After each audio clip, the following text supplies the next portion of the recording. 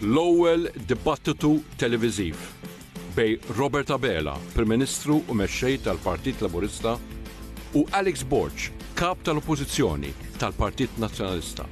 Dibattitu televiżiv fej aħna se nistaqsuhom il-mistoqsijiet li intom stess tixtiequ tistaqsu. Kunu miegħi Xavier Balzan fuq Extra nhar il-ħamis 21 ta' Mejju għal ħabta ta' 9:15. Dejjem fuq TVN.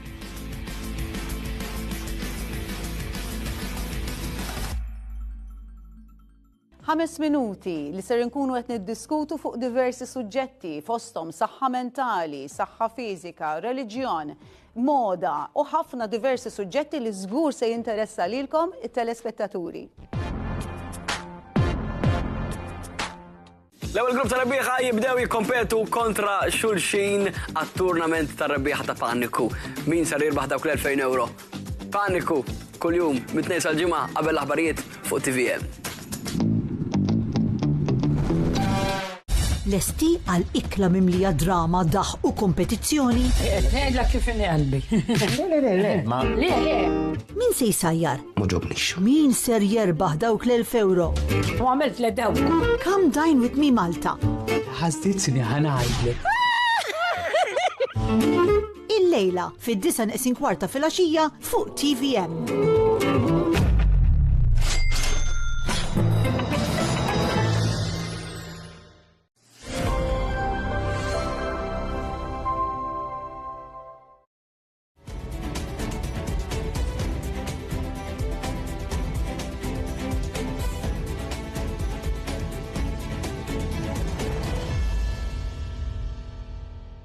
Sinjur, nsemmilkom merħba għal programm ieħor Elezzjoni 2026 miegħi jiena Glenn u sanna wkoll il-kollega tagħna magħna bħal dejjem Paula Kawki Mission.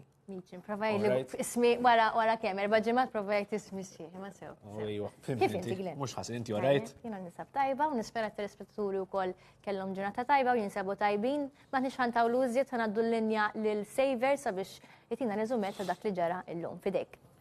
Grazzi Glenn, grazzi Paula. Mela, il-bieraħ kellna passoltu żewġ attivitajiet tal-partiti, il-partiti ewlenin.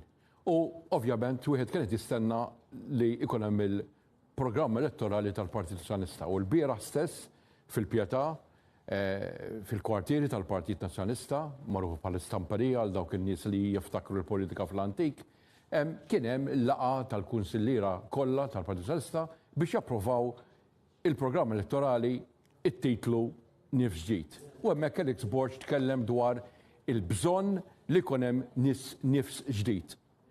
Programm elettorali b'1000 proposta. Iż-żewġ partiti għandhom żewġ proposti miġburin. Tradizzjonalment il-Partit Laburista manifest elettorali, tradizzjonalment il-Partit Nazzjonalista jsejjaħlu programm elettorali.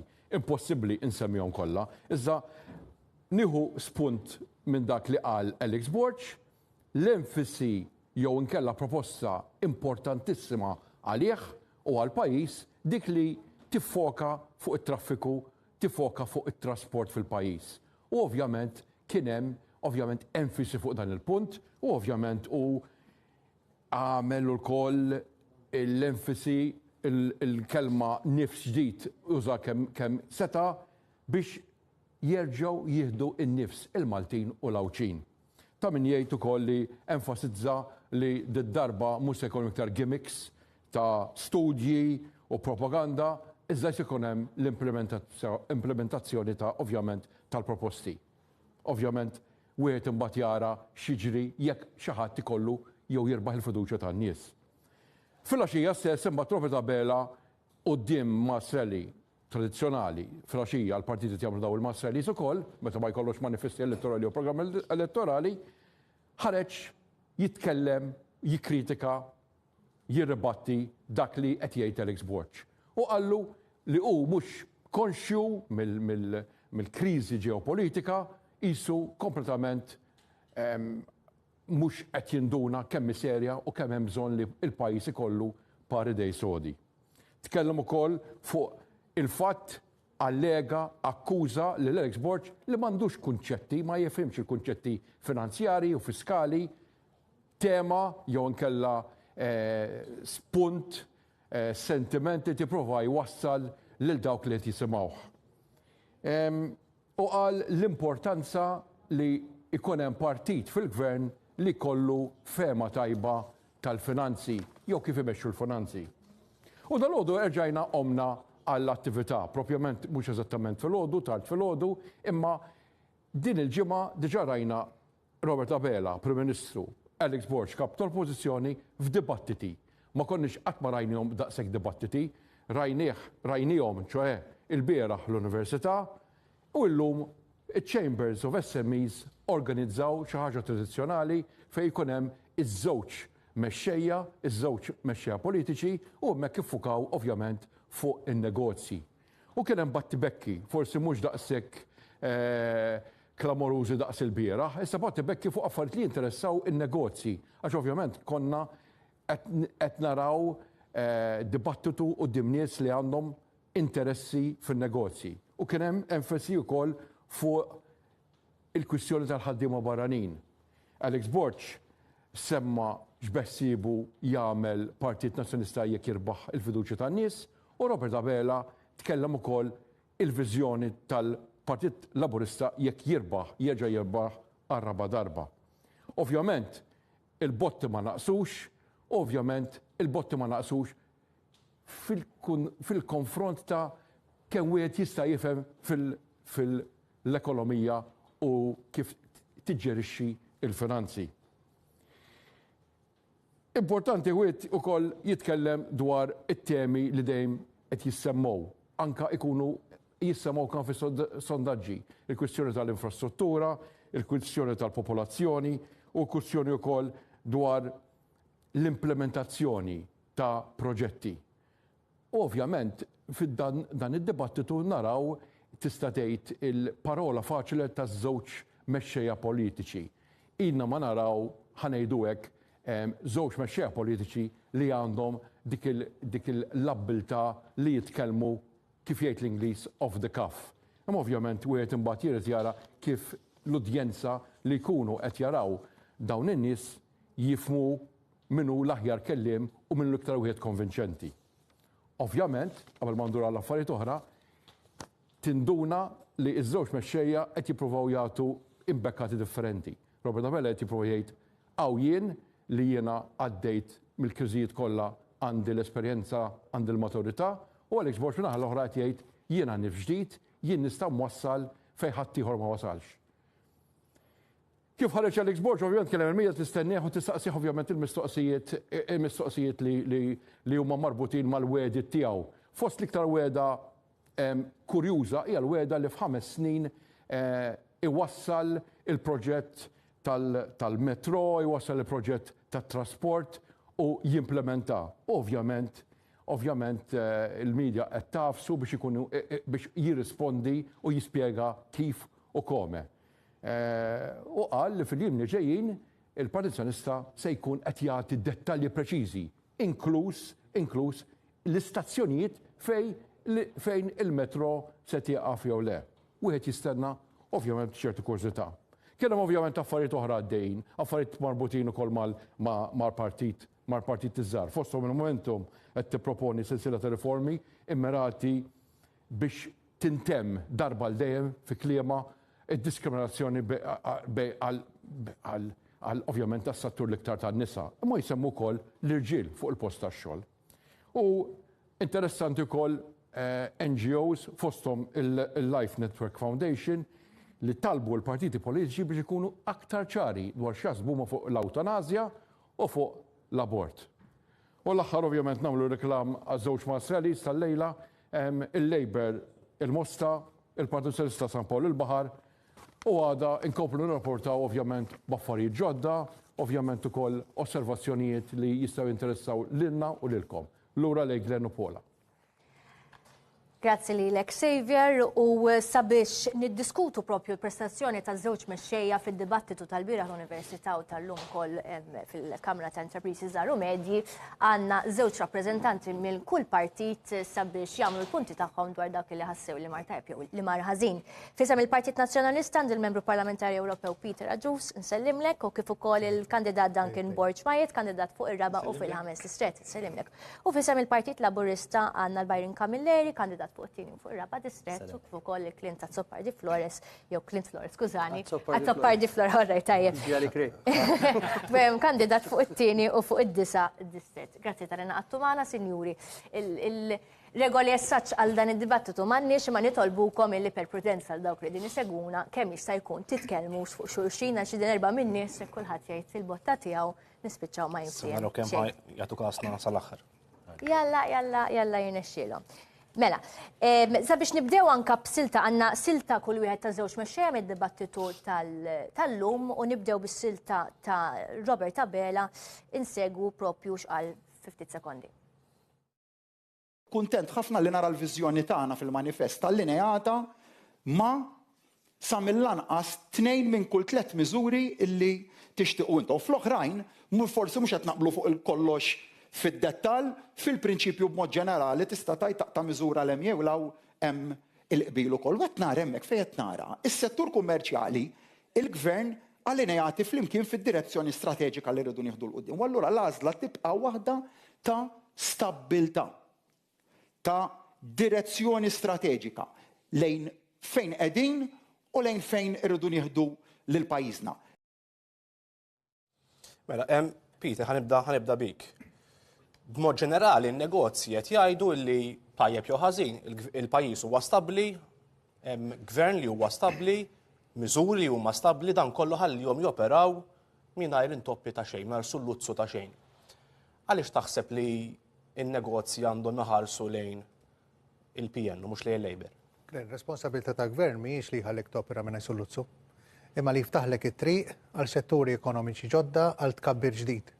U f'dan id-dibattitu li kellna llum hawnhekk li Robert Abela tiftaħar li indirizza r-sibijiet tan-negozju, għandek inti żewġ concerns ewlenin tan-negozju li jkellmuk il-ħin kollu dwarhom li bl-ebda mod ma ssibhom fil-manifest elettorali tal-Partit Laburista.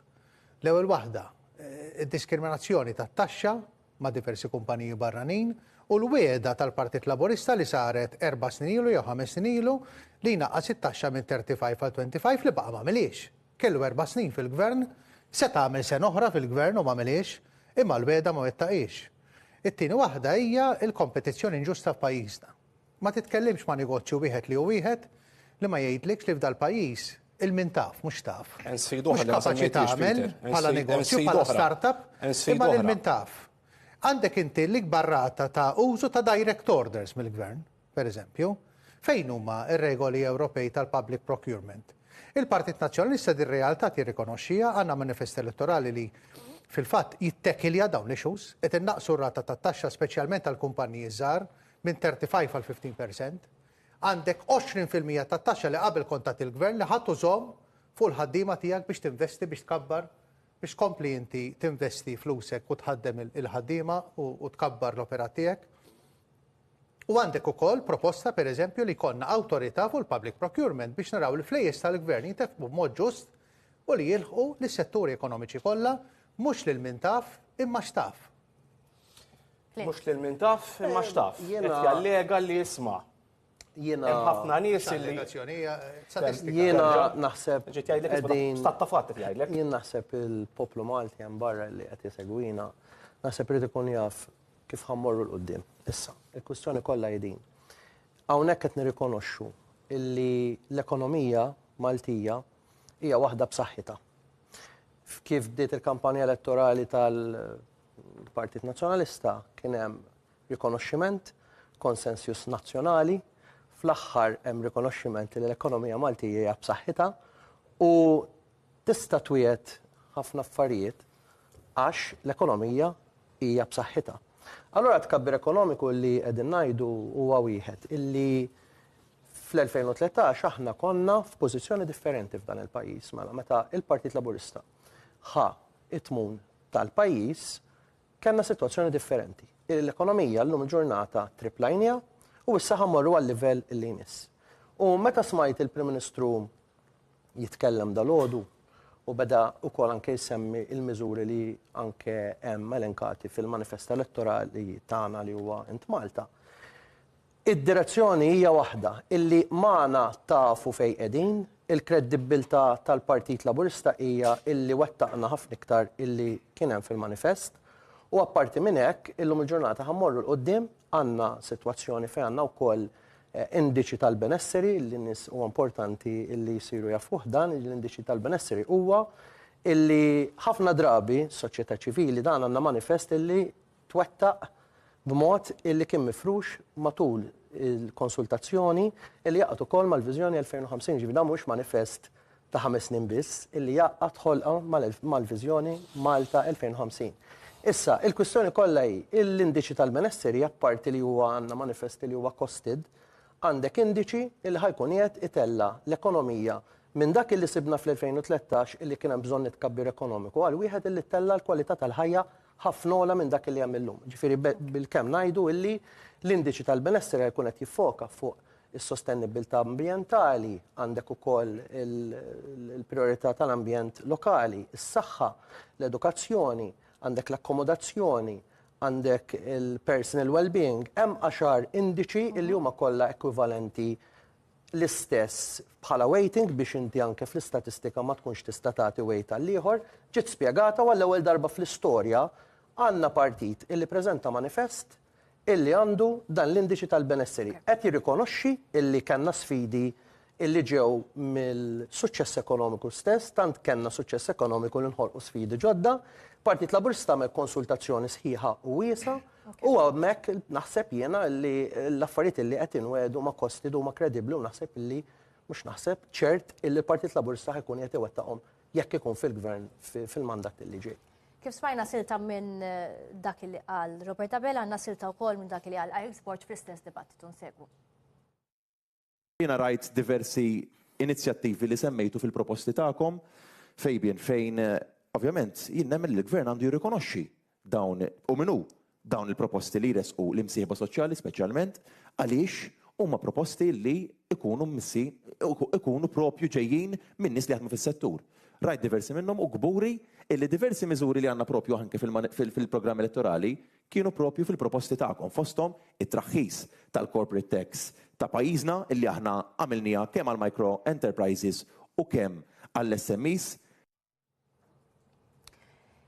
Illum ovvjament il-focus kienu l-proposti tan-negozji żaru medji kif l-udjenza kienu il-negozji żaru medji u għalhekk anka il-proposti msemmija kienu relatati mal-istess settur.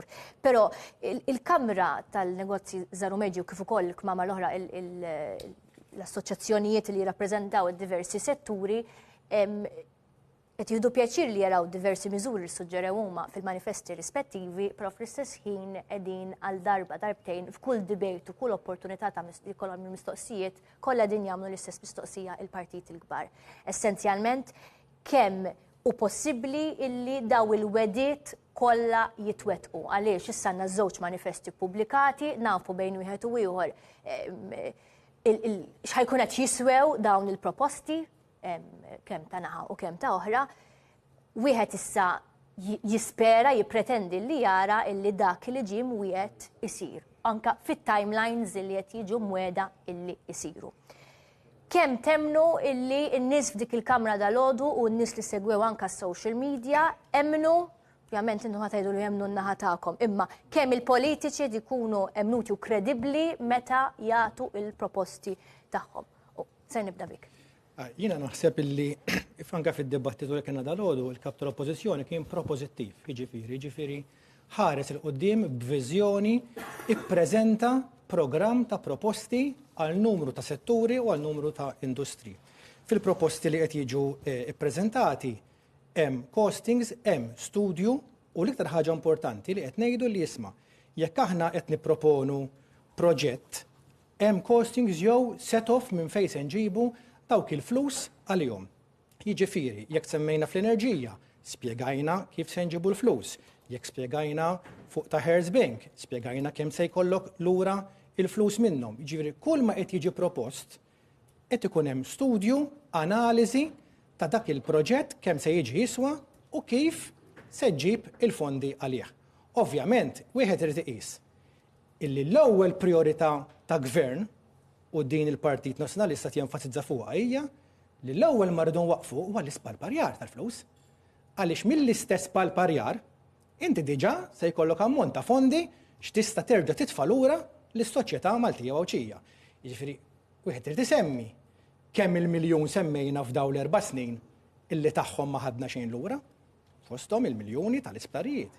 Kieku dawk użajnihom għal xi proġetti tal-enerġija jew ta' xi ħaġa oħra, ġa hemm il-flus, jien naqbel mal-kollega Macklin. Going forward il-flus. Jien naqbel li l-ekonomija kibret, naqbel, mela le, l-ekonomija mhix tagħti riżultati ta' kwalità ta' ħajja.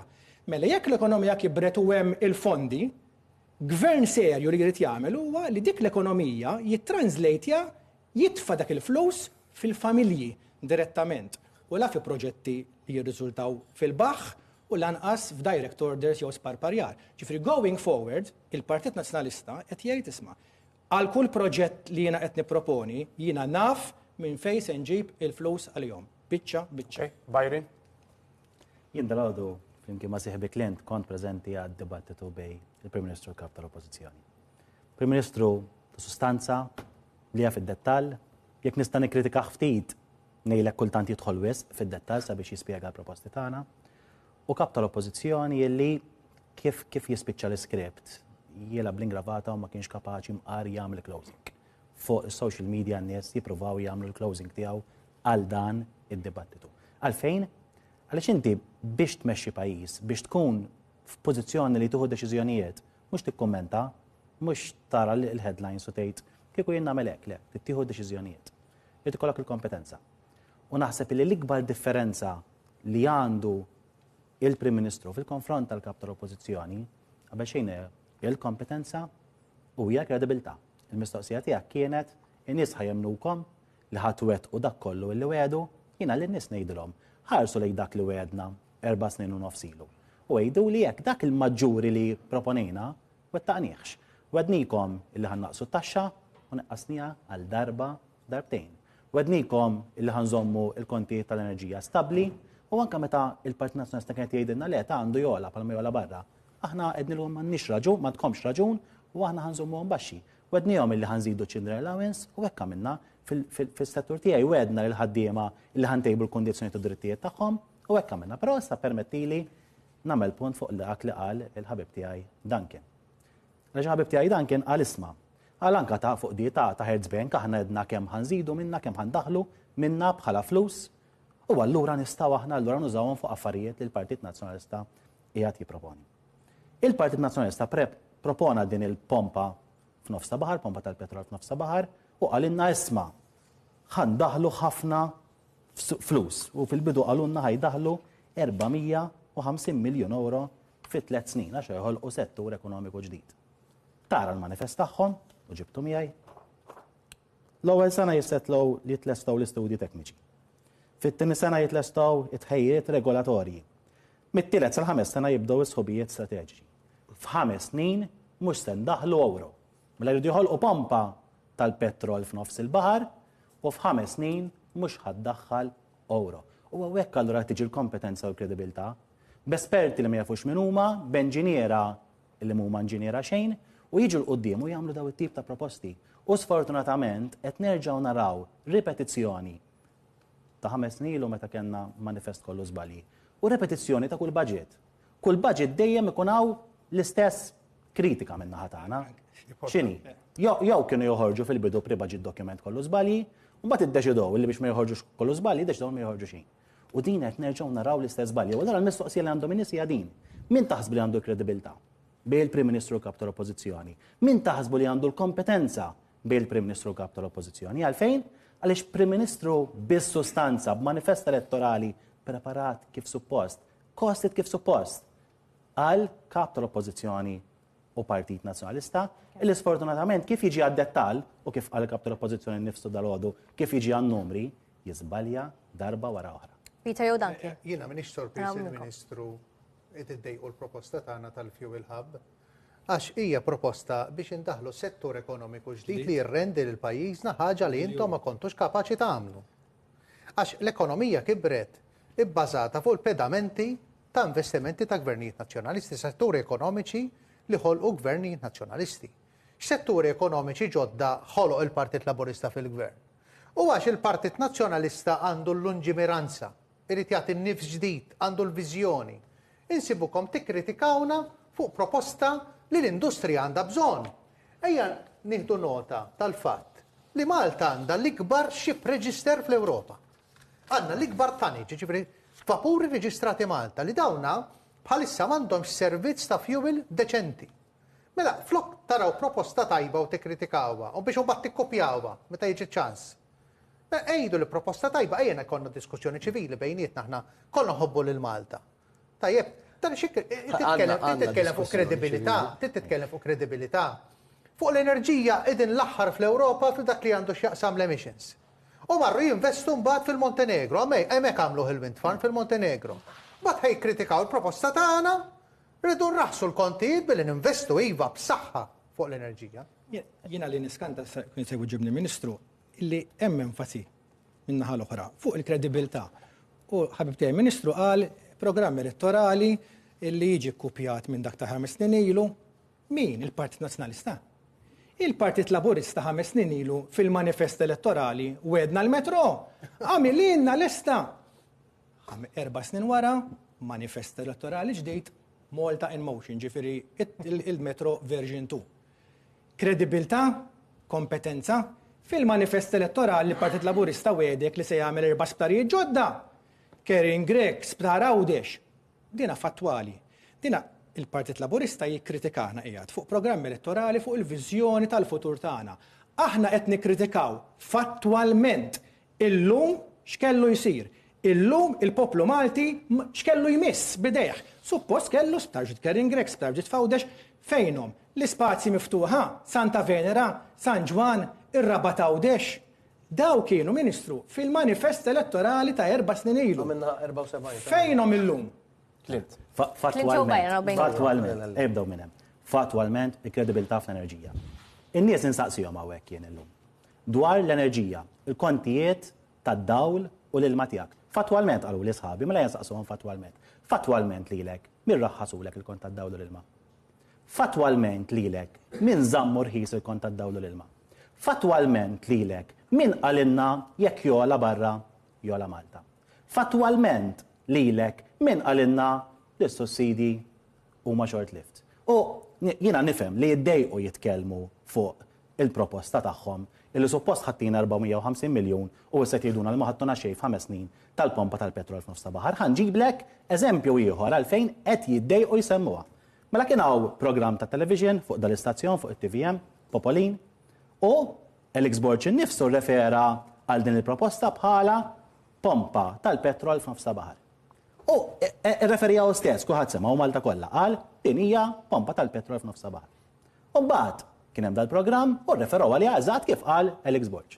X'għamel il-Partit Nazzjonalista jistħijejt dak li qal il-kap tiegħu stess. Mar quddiem l-awtorità tax-xandir u qalla isma' ta' mhux sow ta' qed tagħmlu hekk u taf x'iddeċidiet illum l-awtorità tax-xandir li m'għandhomx raġun. U kellu raġun dal-programm f'dan l-istazzjon. Mela allura di suppost pompa tal-petrol f'nofs ta' baħar li suppost ħattin 450 miljun. Ma ħattina xejn.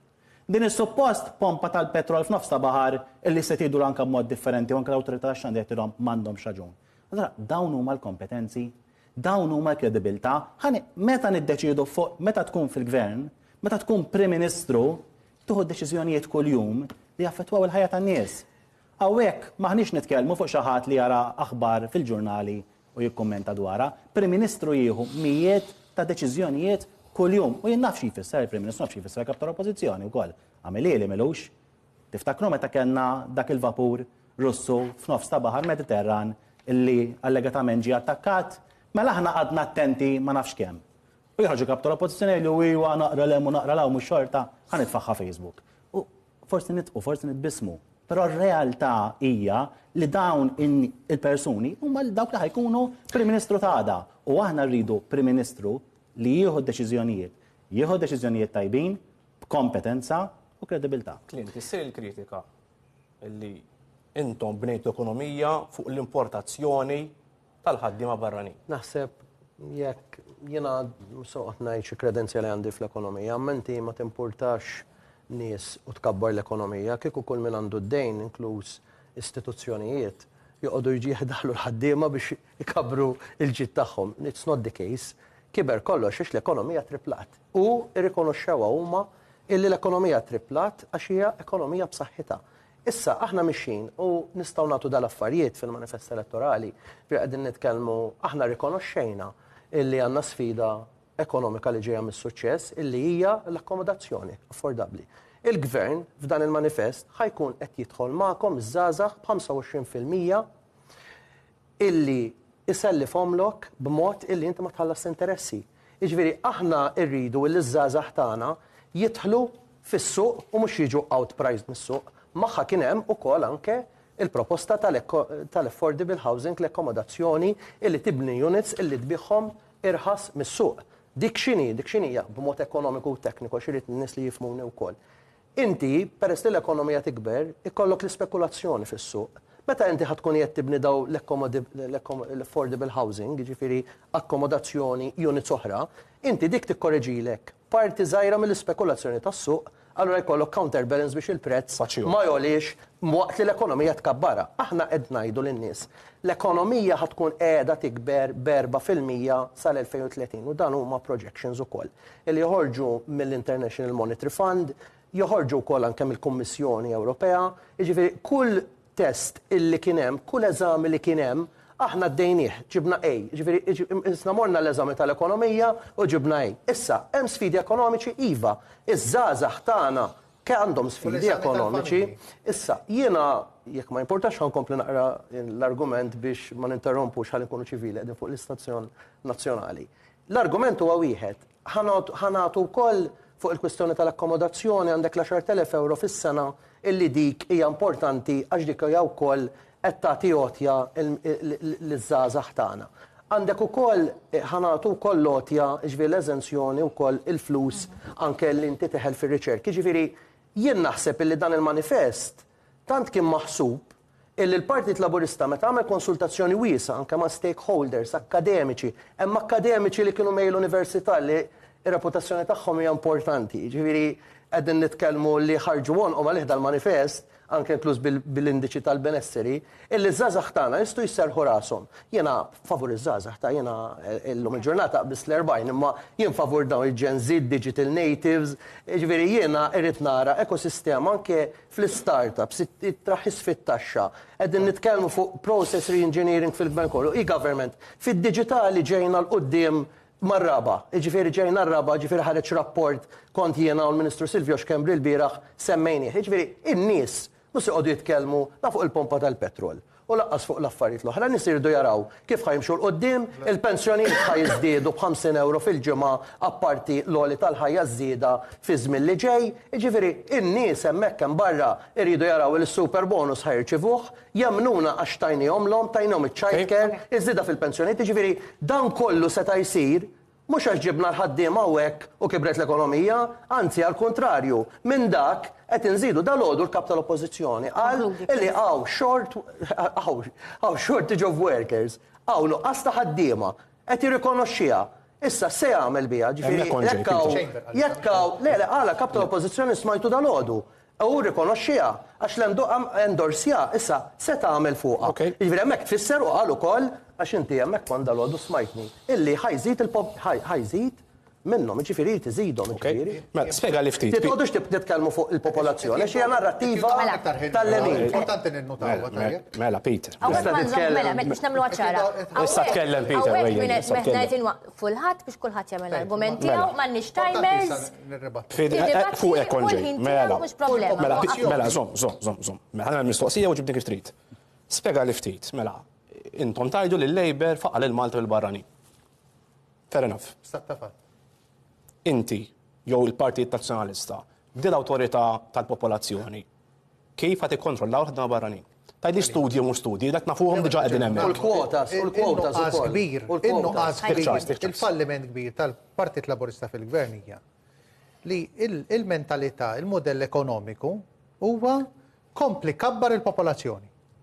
Il-Ministru għal ħaġa l-ewwel qal kull ma wedna wettaqnieh, mhux vera, imma wedu ħaġa oħra wkoll li mhux jitkellmu fuqha, Klajt Karwana għalinna li jrid iżid il-popolazzjoni ta' Malta sa 700,000. Mhux hekk qal. Peter, mhux hekk qal. Imma Klajt Karwana għalinna li jrid tkompli jżid il-popolazzjoni u tikompli jżida. Mhux hekk qal, Peter. Tikompli jżida. Mhux hekk qal, Peter. U għandek inti sigħat sħaħ fit-traffiku, għandek l-isptarijiet tmur hemmhekk u ssib 100 qablek, għandek id-drenaġġ ħireġ fil-baħar, ma jistgħux jikkontrollaw, ma jistgħux isolvuh. Għandek l-elettriku dawl jaqa' f'nofs ta' sajf. Għaliex? Għax il-modell ekonomiku u falliment ma ħsibtux għall-impatt ta' dal-modell ekonomiku paġib il-barranin bl-20 tal-iluf. Mela, il-Partit Nazzjonalista x'inhu għan-nifs ġdid? Għax aħna għalhekk maħniex nitkellmu ħafna fuq difetti u l-fallimenti kollha tal-Labor, għax tant għandna ġid irridu nġibu lil dal-pajjiż, tant għandna dejat tajbin li qed nikkonċentraw fuq it-tajjeb, irridu nispjegaw it-tajjeb hekk qed jagħmel l-export kontinwament u għalhekk ġejjin il-mijiet u l-eluf ta' nies għall-attivitajiet jisimgħu il-kap tal-partit tal-export, dak huwa n-nifs ġdid. X'inhija l-idea? L-idea hija din. Inti titkabbar il-produzzjoni tal-ekonomija l-ewwel minn fejn tinġibu l-ġid. Għalhekk il-Fuel Hub, Sur Ministru, li ma tistgħux tistikjawha li hemm idea rivoluzzjonarja ġdida tajba li ħad tippompja miljuni kbar fl-ekonomija u toħloq settur ekonomiku ġdid. L-awtorità tal-popolazzjoni. Ma qalu xejn. Se jkun xogħol żaddi. Ħatrażżan l-ammont ta' ħaddiema barranin. Rwol fundamentali li huma qatt mamluħ. Ma insa l-lejbra issa, insi. Jżommu għajnejhom fuq is-suq tax-xogħol u l-popolazzjoni kif qed tinbidel u l-bżonnijiet tal-pajjiż. Diġà hemm Jobs Plus, hemm identità. Bħalissa l-ekonomija. Għaliex il-bżonn ta' awtorità allura. Is-suq tax-xogħol Malti, is-suq tax-xogħol Malti qed jasar il-ħaddiem. Tidu tirrikonoxxuha tiegħu le? Xiex. Tirrikonoxxuha li l-ħaddiem Malti huwa masur u l-post tax-xogħol. Tirrikonoxxuha li min kien jagħmel sija overtime 10 snin ilu laqas għadu jagħmilha sija overtime. Tirrikonoxxuha di. Tirrikonoxxuha li l-pagi staġnati. Di mhux qed ngħidha jiena ta'. Qed jgħiduha l-ħaddiema kollha fil-fabbriki fl-uffiċini. Dik hija r-realtà tal-ħaddiem. Barranin, Peter. L-awtorità. Iċ-Chamber of SMEs, in-negozji li kbar u ġieħ ta' ras. Mhux ħajkun hemm. Mhux li semmejt inti biss. Tabla kontroll. Imma innuqqas ta' ħaddiema. Ħajkun hemm kontroll. Ma xi tfisser di? Fejn hemm ħares il-Partit Nazzjonalista fil-Gvern fil-passat, meta kien hemm setturi ekonomiċi li huma wertit, bħal gaming, is-servizzi finanzjarji, l-aeronautika, il-farmaceutika, min ħoloqhom daw? Il-Labor jew il-Partit Nazzjonalista? Mela, hemmhekk ġibna l-barranin, u skolli ġibna l-barranin, għax minn għandhom nitalmu. Il-barranin dawru r-rota, aħna maħniex ngħidu ħanalqu l-bibien, Malta mhux dejjem kien miftuħa l-barrani. Però mhux b'dawn il-kwantitajiet li tasar il-ħaddim Malti, li l-ħaddim anki l-intraprenditur Malti milli tibda negozju issa tinkwieta li tħollu l-barrani. Mela, inti tajt tasar il-ħaddim Malti. Mela, jekk tajt il-ħaddiema Maltin masurin bix-xogħol. Dak il-vojt. Bix-xogħol ma sir bil-kondizzjonijiet. Dak il-vojt tal-ħaddiema barranin li diġà hawn xortiġ ta' ħaddiema. Kif ħajimtela? Il-vojt inħoloq bil-modell laburista. U Clint kien jgħid f'konferenza stampa din il-ġimgħa stess. Tajjeb, koperta bil-mezzi tal-medja. Fejn intom stess settu li irridu mmorru lejn modell fejn nġibu anqas nies u noħolqu aktar ġid, intom stess settuha.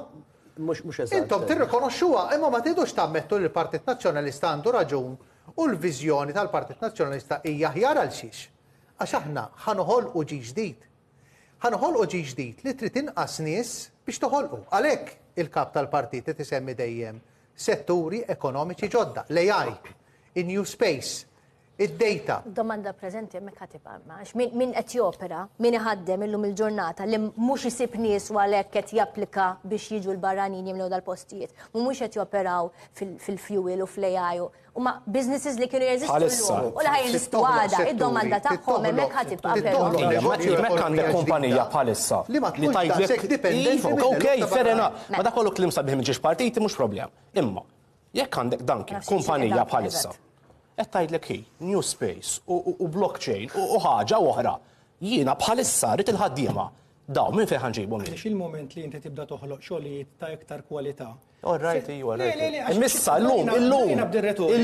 Illi għandna bżonn in-nies, sew nagħlqu għajnejna sew kollox xogħol. Insa lili, Duncan, insa lili. Il-negozji żaru medja jgħidu ilek dej. Jekk aħna noħolqu xogħlijiet ta' kwalità, pereżempju, li ħanispjega. Aħna jekk qed ngħidu illi irridu niftħu sptarijiet ġodda, aħna nirrikonoxxu li sptarijiet ġodda jirrikjedu ir-riżorsi. Jiena nirrikonoxxi illi llum il-pajjiż fejn jidħol is-saħħa u l-elderly care huwa totalment dipendenti fuq il-barrani. Illum pazjent iktar hemm ċans illi jsib carer barrani milli Malti. Għaliex aħna qed noħorġu bi proposta illi min jidħol fis-settur tas-saħħa l-istudenti qed ninċentivaw iktar minn ħaddieħor. Biex ma' żmien, ejja nkunu onestità, anke man nies li jarawna, ġifieri hawn xi ħadd ħajaħseb illi wara ġimgħa nixelu switch. Mela allura bil-mod fuq perjodu ta' snin tibda tinċentiva biex tiġbed iktar il-Maltin fix-xogħlijiet primarji ta' kwalità. Imma kumpanija fil-manifattura, kumpanija fir-retail. Ħanut, qed tgħidlek jien m'għandix ħanaqlaq bla ħaddiema. Inti Ministru għada, x'ħatajdilha? Investi fil-kwalità. Waħda mir-raġunijiet għalfejn mhumiex jinstabu nies biex jaħdmu Maltin hija għaliex ir-rata tas-salarju għandna full employment Duncan. Iva, le għandu x'jaqsam għalhekk għax meta llum tmur pereżempju tfittex nies biex jaħdmu lek ġo ħanut. Il-Malti illum bir-raġun mhux lest li jaċċetta l-kondizzjonijiet illi qed nofrulu bis-6 euro s-sija, pereżempju, barrani ovvjament se jaċċetta mill-ewwel. Okej. ċoe, kif ħansolvu allura? Illi rridu nollu l-kwalità tax-xogħlijiet tagħna l-pagi jew. Mela, qed jakkużakom. Dimorru għall-kollega Mendat, tiftaħx argumenti li mhux kapaċi nagħmlu. Qed jakkużakom Peter illi intom ma ħloqtux niċċa ekonomika ġdida. Li kabbartu l-ekonomija bil-popolazzjoni u konsekwenza ta' hekk qed taqsu l-ħaddiem Malti. Sfortunatament anke fuq din l-issue, skont minn għandhom fl-udjenza. Illum hawnhekk qed tarawhom u tismawhom ibeżżaw bil-baranin. Jien dalgħodu kont hemmhekk id-dibattitu u għaliex qudiemu kellu n-negozji il-kap tal-Oppożizzjoni dawk li jitolbuh il-ħaddiema barranin biex jaħdmu biex ikomplu jikbru li jgħidulu isma' jien biex nibża l-ħaddiema li għandi llum jeħtieġ inkompli nkabbar għax għandi kompetizzjoni minn barra, għallhom isma' żewġ affarijiet għallhom u kulħadd semgħu u nistieden in-nies li qed jismawna imorru jisimgħu. Qal il-popolazzjoni ħad tikber u ħanamilkom fast track biex iġibu iktar ħaddiema barranin malaj. Żewġ affarijiet. U jien nixtieq insaqsihom isħabi hawnhekk illum mela ejduli li mi l-pożizzjoni tajba għax ma tistax tibqgħu turu wiċċ mod il-min irid mod u wiċċ mod ieħor il-min irid mod ieħor. Illum qed nitkellmu fuq l-aktar darba li qatt kellna ħaddiema Maltin u Għawċin fis-suq tax-xogħol. Qabel konna niġu u ngħidu il-Maltin u l-Għawċin, illum għandna 8,000 qiegħda konna ngħidu.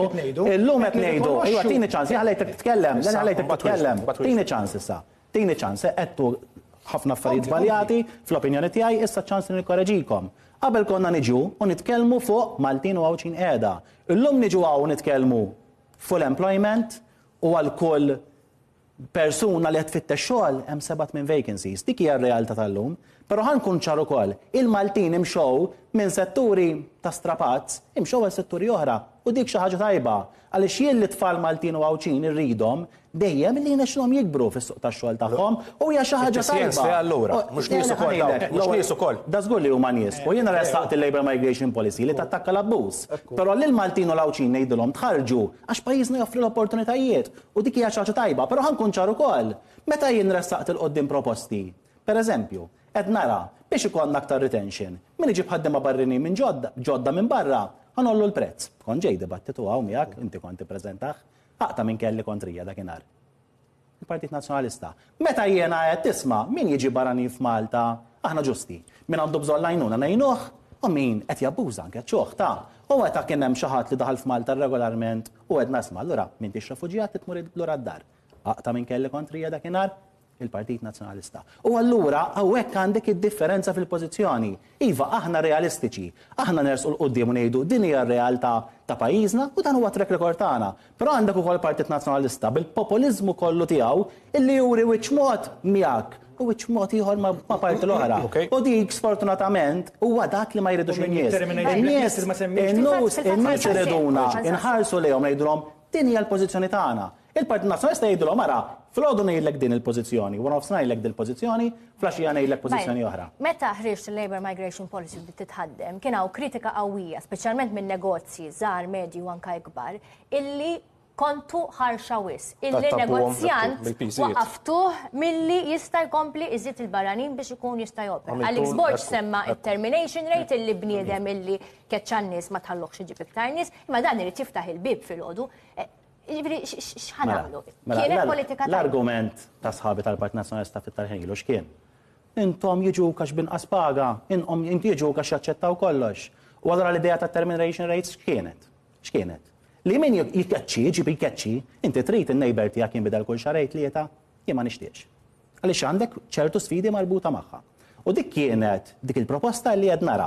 Jekk inti għandek termination rates normali, all right. Jekk inti mbagħad kellna min f'pajjiżna aħna li impjega 50 ruħ u f'kull sena japplika biex ġib 100. Taf għalfejn xi nkollu jbiddilhom. Taħseb li hija xi ħaġa tajba? U waqta u allura kellek grupp żgħir ta' nies illi forsi se kienu qed jabbużaw. Aqta min sabu jappoġġjahom. Il-Partit Nazzjonalista. U allura jien ressaqt qudiem proposti kontra l-abbuż. Għaliex? Għaliex jien marit l-ebda ħaddiem f'pajjiżna relevanti minn nazzjonalità tiegħu li jkun abbużat. U għal xiex ukoll għax in-nies fi triq jgħidu ħdar argument. Mod egoistiku, l-mem min jgħidlek. Tinkwetax jiġi abbużat il-barrani għax forsi mtaffettwax il-Malti. Le, jien dak ma naqbilx miegħu għalfejn mod egoistiku. Għaliex jekk tabbuża ħaddiem barrani għandu effett fuq il-ħaddiem Malti wkoll. U allura meta konna ersaqna l-qoddim bħal meta ta' indirizzajna l-aġenti li jġibu ħaddiema minn barra. Temping agencies. Aqta minn kellna kontrina dakinhar. Il-Partit Nazzjonalista. U allura sfortunatament kolli ngħid. Anke fuq din l-ixju hija kwestjoni ta' kredibilità. Mela, għandna l-kollega tagħna Andrea Rossitto li qiegħed isegwi l-mastreni tal-Partit Laburista illi propju qiegħed fil-Mosta. Andrea.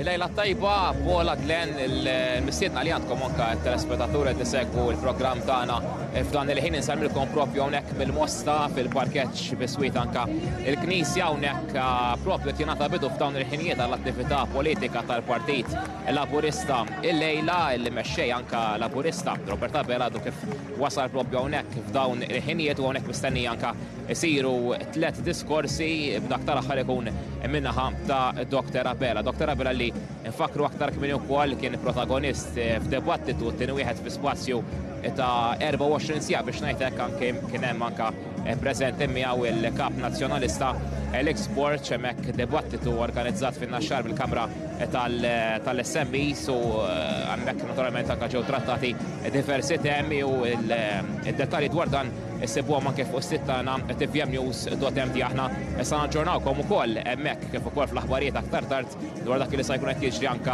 hawnhekk. Dak kollox f'nagħti nselmilkom. Grazzi ħafna lilek Andrea. Intant il-Partit Nazzjonalista għandhom l-attività tagħhom il-lejla f'San Pawl il-Baħar fejn għandna l-kollega Fiorella Paċer tissegwi dak li qed jiġri. Nselmulek Fiorella. Inselmilkom Glenn u Paula u l-attività tal-Partit Nazzjonalista l-lejla se ssir fil-lokalità ta' San Pawl il-Baħar fejn minħin għall-ieħor mistenni jasal il-kap tal-Partit Nazzjonalista Alex Borg. L-attività tal-lejla għandha it-titlu niltaqgħu mal-kandidati ta' 12 il-distrett. Għalhekk il-laqgħa se ssir b'mod fejn fil-bidu ta' din l-attività politika Dr. Borg jindirizza lil dawk preżenti imbagħad ikunu qegħdin jitkellmu l-kandidati ta' 12 il-distret fisam il-Partit Nazzjonalista u wara u mistenni li għamel id-diskors tal-eluq tiegħu il-kap tal-Partit Nazzjonalista Alex Borg. Ovvjament aħna se nkunu qegħdin ninformawkom u naġġornawkom dwar dak li se jgħid il-kap tal-Partit Nazzjonalista il-lejla iktar tard fl-aħbarijiet ta' 8 u koll fl-aħbarijiet tal-11 iżda tkunu tistgħu ssibu wkoll rapport dettaljat fuq tvmnews.mt. Fidejkom. Grazie ħafna lilek Fiorella, nerġgħu lura d-dibattitu qabel morna l-kollegamenti. Peter, xtaqt reaġixxi għal dak li kienet jgħid Bajli. Jiena jiddispjaċini ma rridx nonqos mir-rispett li xi ħadd li tagħti servizz lin-nazzjon, però meta nisma' l-Ministru huwa evidenti li tant daħlu fisqaq fuq il-politika tal-immigrazzjoni f'pajjiżna. Tant daħlu fisqaq f'ekonomija bbażata fuq l-importazzjoni ta' l-eluf kbar ta' barranin li mhux jittjaraw way out. Dik hija s-sitwazzjoni. mhux qed jaraw way out. Meta tara x'inhu jgħid il-Ministru, u evidenti li ma jarax alternattiva. Aħna qed nipproponu nifs ġdid. Nifs ġdid huwa li jkollna kontroll fuq dan il-fenomenu. Malta dejjem kienet tilqa' l-barranin, dejjem. Nafuh dak, nafuh. Però mhux b'din ir-rata. Okej, tajjeb ukoll. Ta' mijiet ta' eluf 50 snin. Way forward, meta għandna nuqqas ta' ħaddiema. Għalhekk irridu nimxu lejn il-kwalità. U nimxu lejn kwalità propju il-kredibilità ta' żewġ manifesti ta' żewġ offerti politiċi hija fundamentali. Għax ma tistax inti Ministru u meta tisma' l-Prim Ministru it-tonalità tagħhom daw in-narrattiva tagħhom ċabċapli tal-li għamiltlek fl-aħħar snin. Bħal dak li qalu intom mhux tagħtu servizz fisem in-nazzjoni din.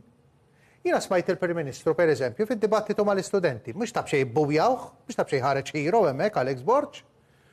Għax isu jrid jgħidilhom, ara kemm jiena bravu, ħodu gost bija x'jiena l-Prim Ministru tal-pajjiż, istess għamel mal-SMEs, ħajqgħod jiftaħar x'għamel u m'għamilx, all right. Tajjeb, li hu tajjeb, aħna ħaribnu fuqu. Però issa l-moment li nħarsu l-qoddim, li naraw is-soluzzjonijiet fejn pajjiżna irrid imur fil-5 li ġejjin. U meta tara l-proposti li rajna fl-aħħar ġimgħat, tibda tara kif il-Partit Laburista għandu tendenza, għandu sistema. Il-proposti tal-PN u meta jitkellem Alex Borg l-ewwel jikkritikah. U mbagħad issiblu fix-xara fl-aġina. U mbagħad jipprova jirridikolah. U mbagħad fl-aħħar jikkupjaw. Dal-argument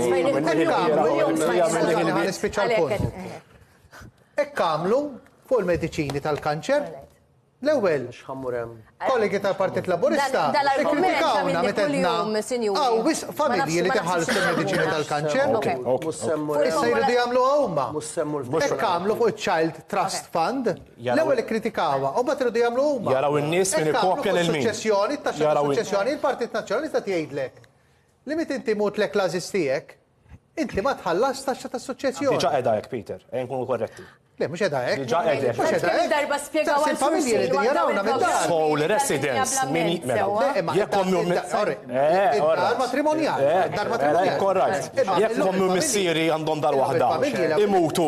Itu għalili u l-loħti ma saħallas ta' xajn. Għandhom garax, jew dar sekondarja jew negozju. Korrekt. Fuq dak irid iħallsu 5% meta ħafna drabi ma jkollhomx cash. Okej, U qed naraw dejjem l-istess sistema. L-ewwel jikkritikaw, u bat isibu xara fl-ġina, u bat isibu xi. Irridu jagħmlu l-kalkoli, jipprovaw joħorġuk li għandek xi żball. Tajjeb, meta dawn ilhom 13 sena fil-poter. Suppost they should know better. Suppost għandhom viżjoni aħjar għall-pajjiż. U mhux jippretendu li nċabċpulhom tal-li jagħmlu, ħamorromna x'ser tagħmlu fil-futur. Aħna qed nipproponu nifs ġdid ma' Alex Borg.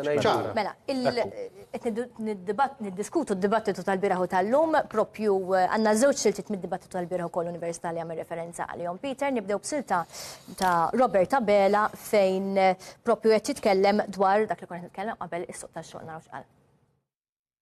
Il-proposta tiegħu biex jirregola l-popolazzjoni hija illi l-miżati illi aħna daħħalna l-ħaddiema barranin qed jgħid ineħħihom. Dik hija l-proposta tiegħu biex inaqqas il-ħaddiema barranin. Però ibqgħu ċerti żguri li tant smajna kontradizzjonijiet f'din il-kampanja. 3 kontradizzjonijiet ġieli f'ġurnata waħda fuq l-istess miżura ġbir toħdu biex bi kbira lissa jgħid ħaġa u l-lejla ikun qiegħed jgħid xi ħaġa oħra. Il-konsistenza it's about credibility and competence. Klient issir l-akkuża li bil-barranin intom żammejtu l-pagi baxxi tal-Maltin. Ara, meta tara il-median income li żdied matul is-snin mhux il-każ. Jiena x'inhu median income. Jien naf x'inhu, ma steganna barra x'inhu median income. Jiena l-argument tiegħi kollu dan, jiena ma ġejtx hawnhekk bħala ekonomista. Sa ħanuża naqra professjoni tiegħi biex nisma' retorika li n-nies ma jridux jisimgħu. Il-kwistjoni kollha jedin u jiena ħammur fuq dak li qal il-kollega tagħkom u l-nsellimlu minna għand rispett bil-leħ Dr. Mario De Marco. M'hemmx lok għall-estremizmu fil-partiti għaw Malta. U naħseb illi din il-narrativa illi nqabdet b'mod populista, illi rridu nittargetjaw il-dak u l-ieħor, naħseb illi ma tagħmel l-ebda ġieħ partit illi suppost jirreklama lilu nnifsu bħala wieħed ġdid. Jiena minn hawnhekk li nista' ngħidlek huwa dan. Inti meta l-ekonomija hija waħda dinamika mhix waħda statika. Inti ma tqumx filgħodu tgħid ħanneħħi din il-biċċa dal-component tal-ekonomija u ma jiġri xejn. Jekk tagħmel hekk, għax dik hija d-differenza, kemm minna fil-gvern fi 13-il sena u qed jirrikonoxxu għax qed jgħidu li l-ekonomija b'saħħitha, aħna bħala pajjiż id-dejn relattivament il-peace mal-ekonomija dejjem kien taħt is-60% kif suppost stabbilit inti qiegħed fl-Unjoni Ewropea, suppost tafhom dawn Peter, jiġifieri tafhom sew. Jiġifieri jekk taqbad l-istatistika taf illi aħna ma qatlajna qatt fuq is-60%, jiġifieri qegħdin hemm, jiġifieri il-fiscal trajectory u l-fiscal trajettorja tagħna u l-forecast huma tal-imod illi aħna bħala ekonomisti nafu illi nafu x'se nofqu, nafu fejn rridu mmorru, nafu li dan il-manifest elettorali b'dan kollu li hawn fih mhux ħankunu qegħdin niddevjaw minn dawk il-fiscal forecasts li ħadd ieħor forsi jista' jkun li ma jifhimx x'inhuma, għax nafu li huma kosti u x'in ħadd integrom fil-budgets li nagħmlu kull sena, x'in ħamuru quddiem il-Kummissjoni Ewropea, mhux se tgħidin nisma' intom Malta naqsu ta' neħħu għax dan ma tistax teffordja ħilala, għax għandna l-kredibilità magħhom illi matul is-snin l-indiċi kollha illi jeżistu li huma b'mod internazzjonali u anke Ewropew ħankun ċarfu għadin. Ma nistgħux aħna noqogħdu nilagħbu għall-udjenza li konna qudiemna. L-Kummissjoni Ewropea taf illi l-Partit Laburista fil-Gvern kellu kompetenza ekonomika qawwija, żied il-pensjonijiet, ħerġa' jżidhom b'50 € fil-ġimgħa tul il-leġislatura li ġejja, għandek is-sitt xhur parental leave ġdid, għandek 25% self bla interessi għall-akkomodazzjoni taż-żgħażagħ tagħna, 30,000 tax exemption għaż-żgħażagħ tagħna u super bonus illi n-nies jafu hemm barra illi ħankunu qegħdin intuhulhom. U apparti dan kollu għandna wkoll anke likwidità li ħanatu lis-self-employed illi minn 15% ħannaqsulhom għal 10% ħantuhom l-ekwivalenti biex ikollhom likwidità anke huma l-ispejjeż li ma jiġux biss minn hawn jiġu anke mill-Unjoni Ewropea, ġifieri aħna rikonoxxejna li hawn sfidi ekonomiċi u dan il-manifest huwa manifest li naħseb tant kien mhux naħseb ċert għax jiena ikkontribwixxejt, tant huwa wieħed maħsub b'mod ekonomiku li l-Kummissjoni Ewropea x'inhu mor qudiemha b'kull budget kull sena tul il-leġislatura ħad tgħidilna iva ħala provaħulkom wettquh. U propju din is-sfida li semma Klin ta' Zoppardi Flores semmi għal-bieraħ ukoll Alex Borg tal-affordabilità. Ħansegwu l-kumment tiegħu u wara Duncan Borg Majt. Tant kemm il-gvern hu maqtuħ mir-realtà li l-iskema tal-imax illum ta' 10% deposit fuq il-proprjetà, l-iskema ta' 10% fuq il-prezz tal-proprjetà, illum il-gvern ħallija sa' 225,000 €. Meta il-KPMG report jgħid il-prezz medju ta' appartament f'pajjiżna huwa 400,000. Aħna ser nollu dik l-iskema l-450,000. Ħalli iktar żgħażagħ isiru sidin ta' djarhom. Dak huwa l-bniedem li jkun qrib iż-żgħażagħ.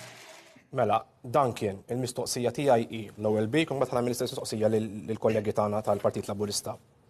Kif ħadd tassiguraw li dal-proposti tajbin kemm huma tajbin li żviluppatur mhux se jieħu vantaġġ u jolli l-prezz tal-proprjetà jerġa'? Ħanilek, l-ewwel ħaġa irridu nirrikonoxxu kif qal il-Kap Alex Borg u naħseb naqblu kollha ma' din il-mejda il-problema eżistenti illi għandna l-akkomodazzjoni soċjali illi ġejja minn kull imkien. Issa, billi gvern ser jolli is-ceiling ma jfissirx li awtomatikament l-iżviluppatur irrid jolli. L-ewwel ħaġa tittara s-supply and demand li jkollok issa. Jekk inti żagħżugħ illum ħirex mill-università, jiena sal-bieraħ stess, kontanċat għall-isma għandi ġuvni ta' 24 sena, il-bank ta' 110,000. Alright, ma jistax jibni futur. Aħna qed ngħidu l-isma dak is-ceiling ta' 10% nolluh. Alright, biex ikun bil-prezzijiet li hawn illum, alright, li kulħadd jaf illi b'200 € għandek tixtri garax ħalli ma nasaġerawx. Ma tixtrix residenza, żgur. B'450 għana se nkun qed intuk 45,000 mela massimu bl-10% biex jiena ngħinek. Dik bl-ebda mod musertati is-saħħa jew il-puxxatura lill-iżviluppatur biex jolli l-prezzijiet. Dik l-iskop tagħha u l-intiża tagħha hija illi anzi inrestqu iktar viċin il-min huwa ċan, il-min irid jixtri, il-min irid jibni futur għal prezzijiet reali tal-lum. Għaliex? Għaliex jekk irridu nitkellmu r-realtà tal-lum u ngħidu isma' hemm l-iskema, tajba l-iskema, 10% fuq 225,000, qed twassal liż-żgħażagħ tagħna bħala għajnuna Jiġifieri dik l-iskema llum qiegħda twassal biex żagħżugħ jibni futur b'25,000 depożitu?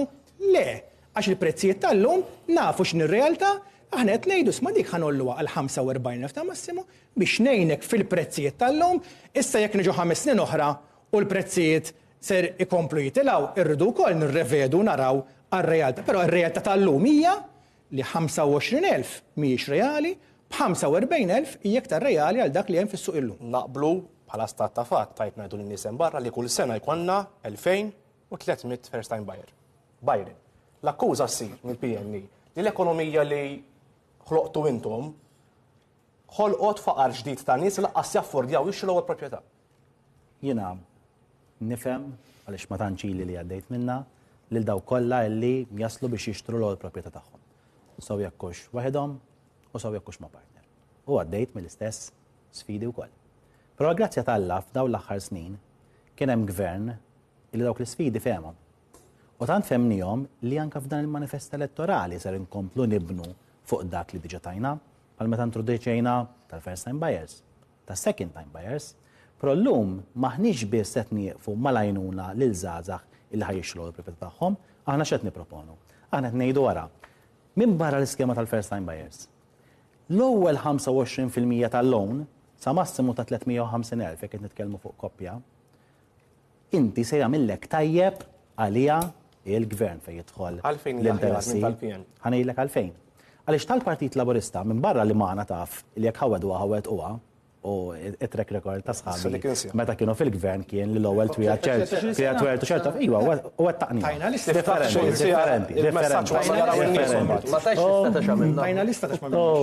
Mela magħna mhux biss jafu l-ħawedquhom, però magħna wkoll tingħaqad f'pakketti oħra.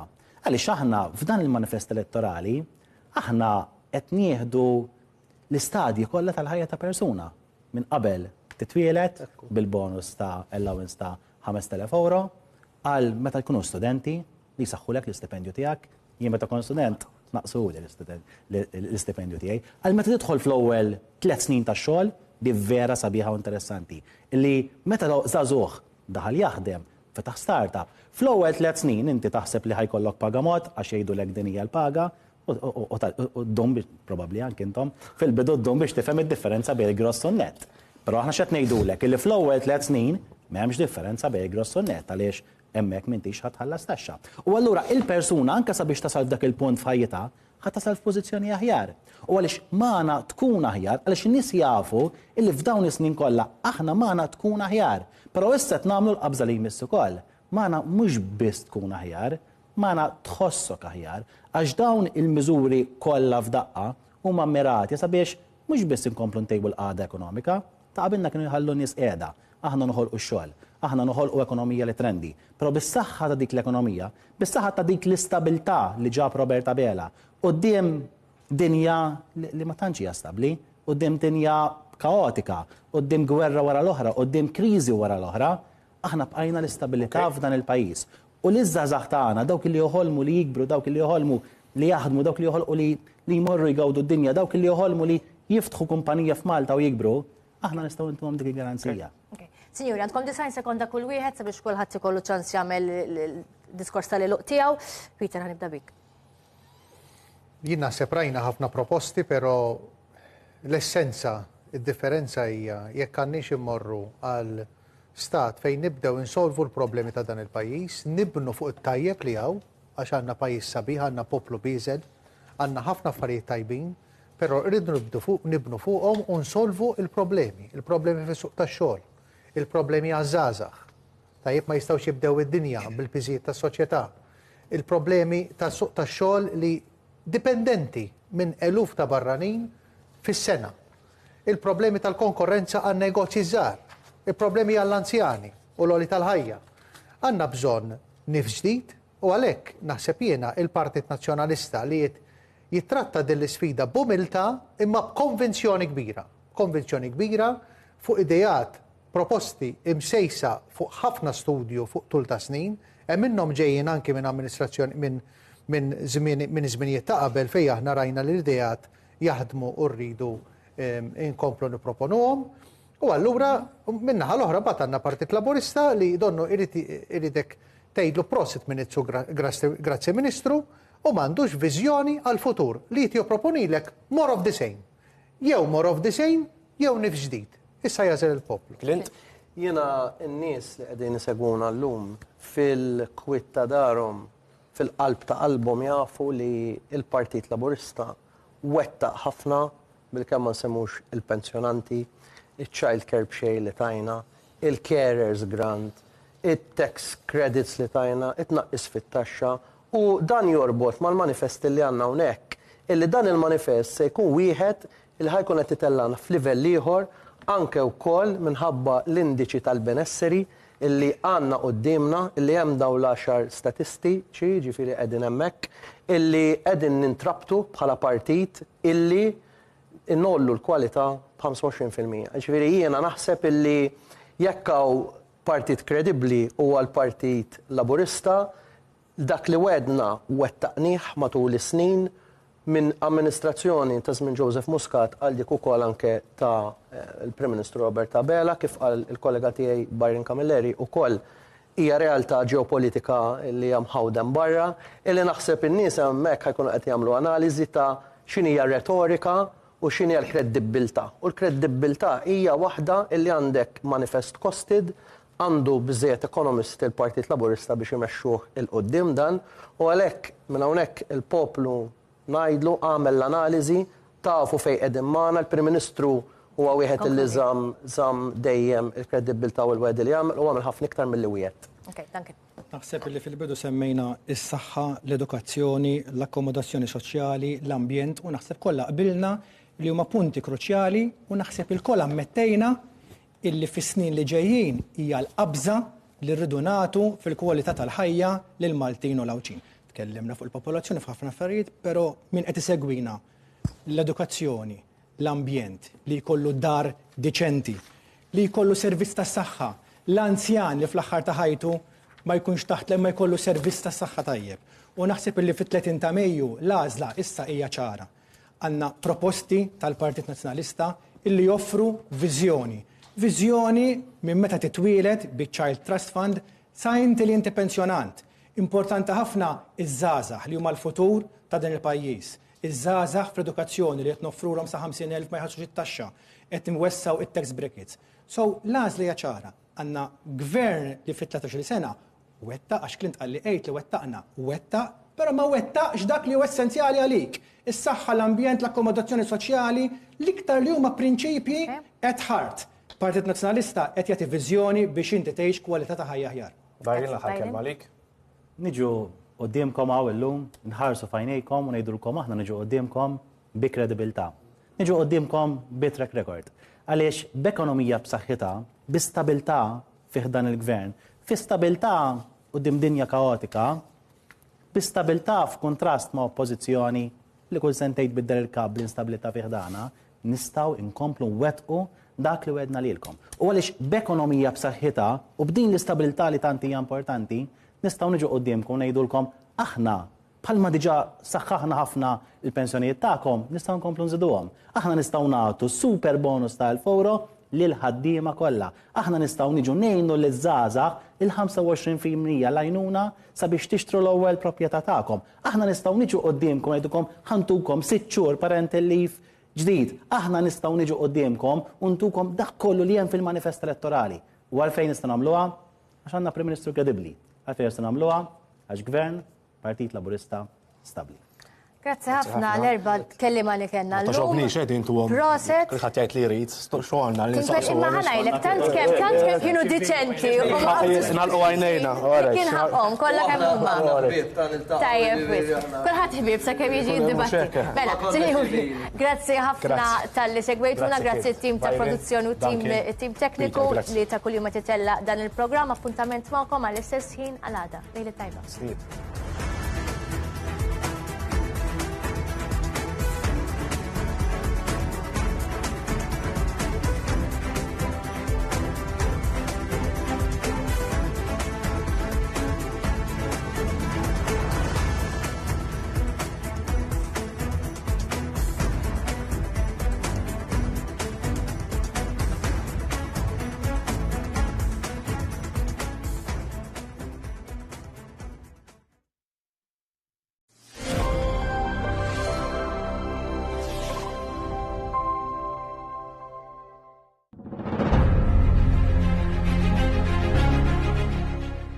Jien nemmen Felix.